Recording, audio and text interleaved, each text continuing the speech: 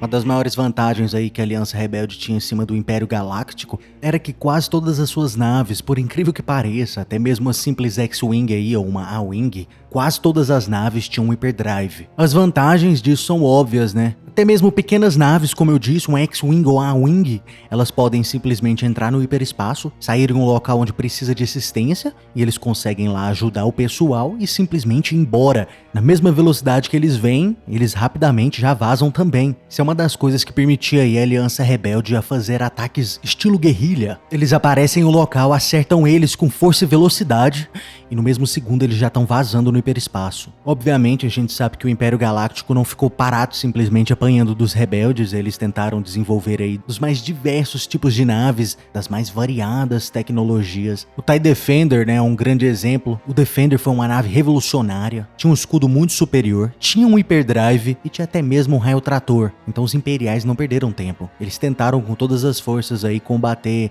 essa vantagem do hyperdrive que a Aliança Rebelde tinha. E foi exatamente aqui que o Império Galáctico desenvolveu o que a gente chama de o Cruzador Interditor. É uma nave que, como vocês podem ver aqui, tem 4 bolas gigantes dentro dela. E o objetivo dessas bolas é basicamente projetar uma espécie de sombra. É como se fosse um buraco negro invisível. O objetivo dessa, entre aspas, aí, sombra artificial não é necessariamente puxar uma nave em direção à nave que está projetando essa sombra. Esse papel é mais do raio trator. Mas o que essa interditor na realidade faz é que, ao criar essa sombra, uma espécie de buraco de gravidade, ela consegue enganar o computador de navegação da nave. O que a nave faz basicamente é entrar em um estado de emergência. A nave tá achando que tá indo em direção a um buraco negro ou alguma coisa assim, e o sistema de segurança da nave imediatamente para o hyperdrive. É como se essa nave criasse uma espécie de barreira artificial que evita outras naves de entrar para o hiperespaço. Agora daqui a gente consegue enxergar as imensas vantagens. Uma nave dessa, por exemplo, em um campo de batalha, né, no espaço, ela consegue projetar essa barreira e aí todas as naves tentando escapar para o hiperespaço simplesmente ficam presas. O sistema fica desativado. Apesar de ser canônica, a gente não sabe realmente quando essa nave foi criada, mas nos Legends a gente sabe que essa tecnologia foi criada ali durante as Guerras Mandalorianas.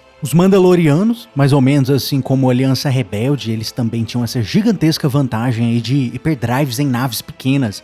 Os Mandalorianos são conhecidos por isso, né? Eles não são um povo de guerras em grande escala. Como seus números são um pouco limitados, eles também adotam esse estilo de batalha de guerrilha. Eles entram em um local, atacam rapidamente ou defendem rapidamente, aí no mesmo instante eles já vazam para o hiperespaço. Tentando combater isso, a República na época desenvolveu esse tipo de nave interditora. Durante essa era aí, esse tipo de tecnologia era incrivelmente útil. Até mesmo a Leviathan, que o Darth Malak e o Revan utilizam, ela também tinha essa capacidade. Só que nessa época ainda era uma tecnologia incrivelmente primitiva, e aí o que aconteceu é que com a modernização dos hyperdrives, né, os mais modernos aí, eles eram meio que imunes a essa projeção que naves como a Leviathan na época tinham. Ainda assim, durante a era, realmente foi muito utilizado, até mesmo o gerador de sombras em massa, a arma que explodiu lá em Malachor na época das Guerras Mandalorianas, que no final acabou criando o terrível Darth Nihilus que a gente conhece, o Lord Sith que sugava planetas inteiros de sua força vital. Até mesmo essa arma ela foi criada com essa tecnologia aí de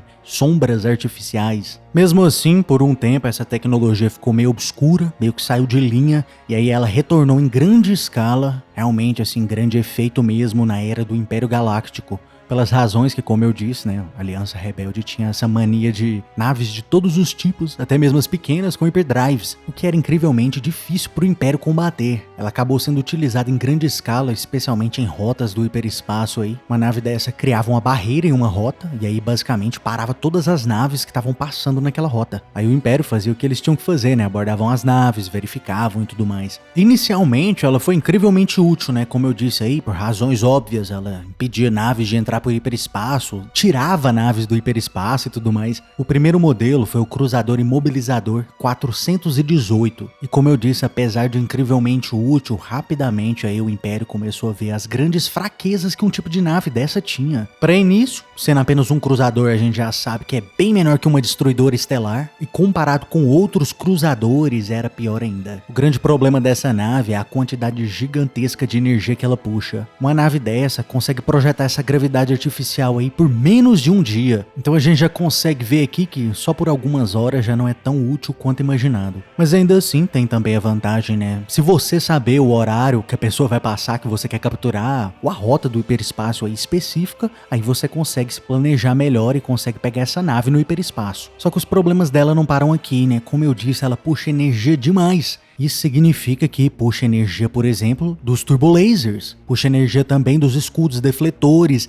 Então, no final das contas, esse projetor de gravidade das interditoras faz a nave ser incrivelmente vulnerável. Como os projetores ocupam um espaço gigantesco na nave, a nave não consegue nem sequer carregar muitos TIE Fighters. E como eu disse também, o problema aí dos escudos defletores, até mesmo caças pequenos conseguiam danificar uma nave dessa. Então era uma nave que realmente precisava de auxílio de outras naves, uma destruidora ou cruzadores também. Ela não podia realmente operar sozinha, era muito perigoso. Mas aí, para tentar resolver alguns problemas, veio a grande empresa aí, a Cienar, aí ela desenvolveu uma versão upgradeada, uma destruidora estelar com esse add-on aí, essa customização do projetor de gravidade. Eles basicamente pegaram a carcaça de uma destruidora estelar classe 1, daí eles literalmente enfiaram essas bolas nela aí já de cara já consegue ver que resolveu alguns problemas. A destruidora estelar, como a gente sabe, é bem maior, consequentemente a fonte de energia que ela tem também é maior, e era uma nave também muito mais protegida, muito mais turbolasers e um escudo defletor também muito mais poderoso. Por incrível que pareça, a gente não sabe no canon, tá? Mas nos Legends, essa destruidora estelar com essa customização aí, na realidade carregava menos TIE Fighters do que a versão anterior. A destruidora carregava 16 TIE Fighters, enquanto a imobilizadora, por exemplo, carregava 24. Felizmente no final a gente não sabe realmente porquê, mas essa nave acabou não sendo tão útil em batalhas. Os almirantes do Império não sabiam realmente como utilizar essa nave em uma batalha de grande escala. Além do óbvio, claro, né, que é impedir naves de fugir. Essa nave só foi realmente assim utilizada na sua eficiência máxima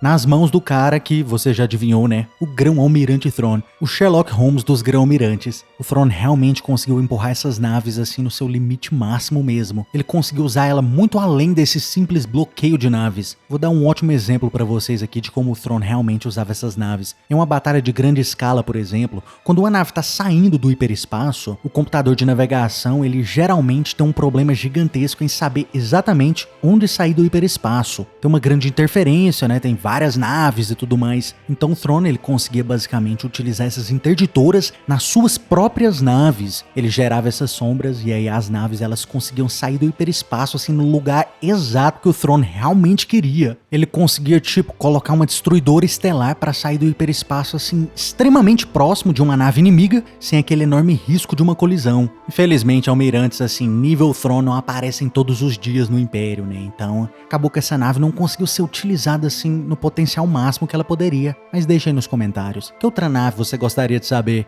e o que você acha dessa interditora. E se você gostou do vídeo, seja estratégico, curta e se inscreva. Caso contrário... Você está no conselho, mas não o consagramos mestre Jedi.